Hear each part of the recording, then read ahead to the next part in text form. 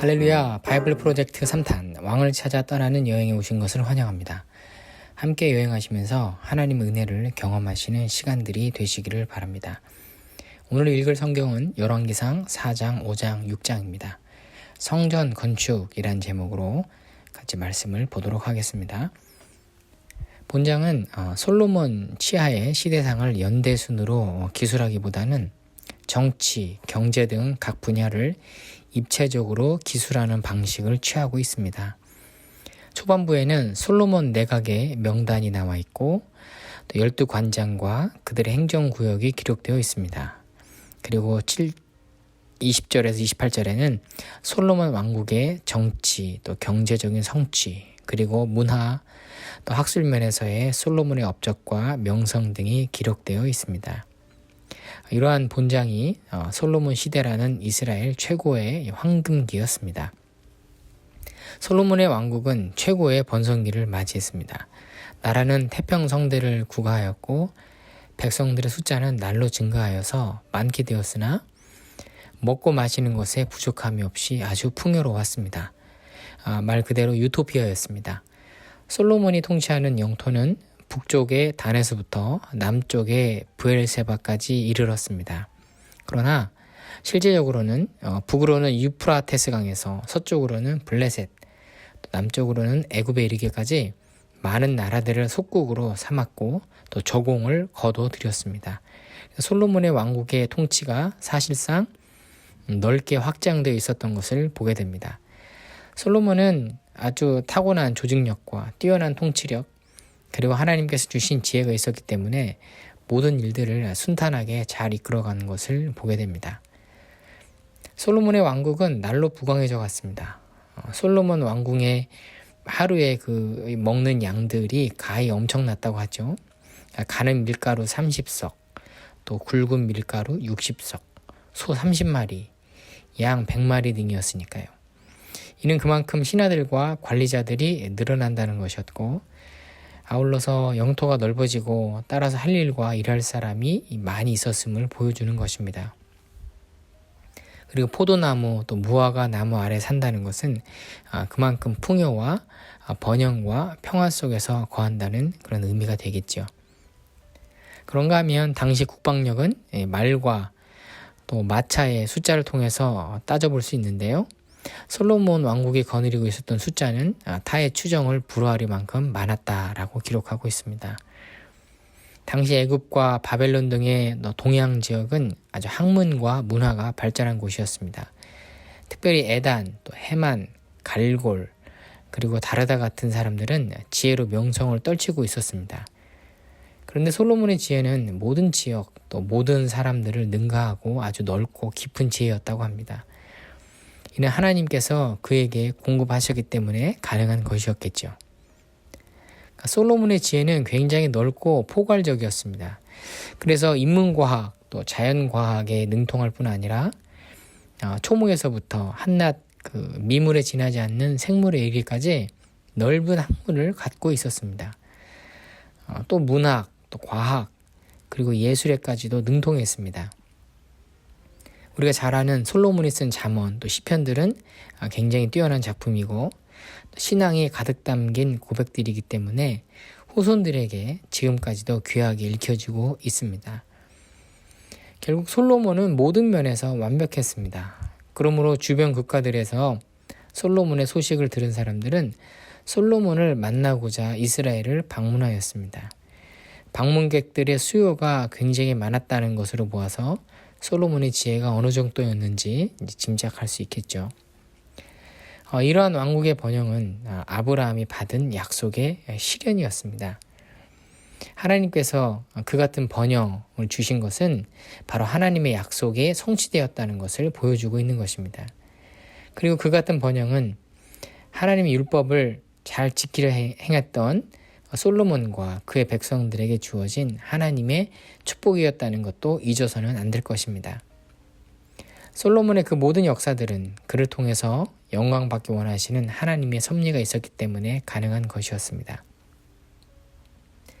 다시 말해서 하나님은 그에게 지혜와 부귀영화를 주셔서 후손들에게 순종하는 자에게 임할 축복의 내용이 무엇인지 분명히 보여주신 것입니다.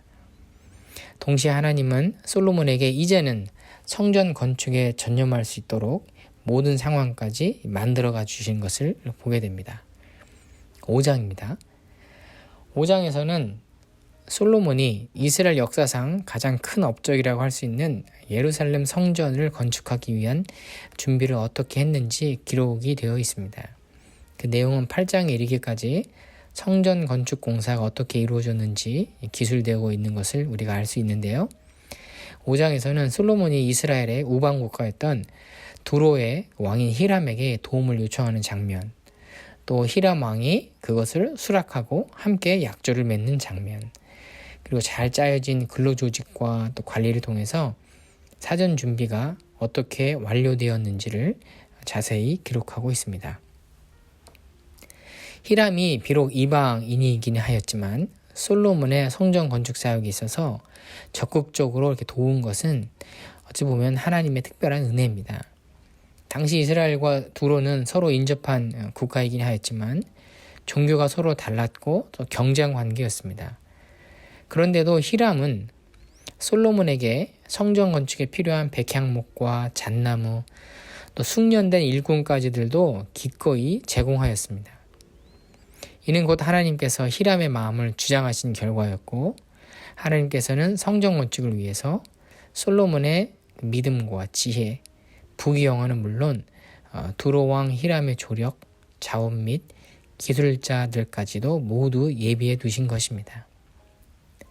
그 결과 성전은 이스라엘인과 이방인들의 합작에 의해서 건축이 되었음을 알 수 있는 것이죠.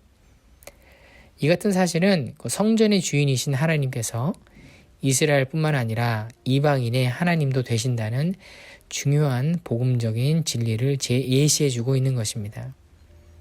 그리고 그것은 장차 사람의 손으로 짓지 아니한 성전인 예수 그리스도를 말미암아 이방인들도 하나님의 축복에 동참하게 된다는 사실을 말씀해 주고 있는 것입니다. 6장입니다. 성전 건축을 위한 모든 준비를 완료한 솔로몬은 드디어 성전 건축을 시작해서 7년 만에 완공합니다.